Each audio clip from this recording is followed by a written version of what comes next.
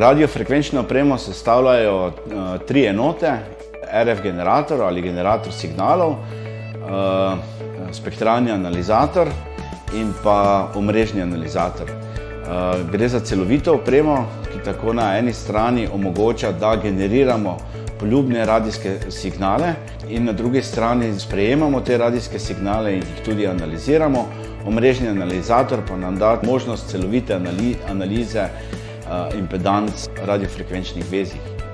Radiofrekvenčna oprema sega do 140 GHz, kar je zelo visoka frekvenca in to nam omogoča nekako pogled in pa razvoj v prihodnost.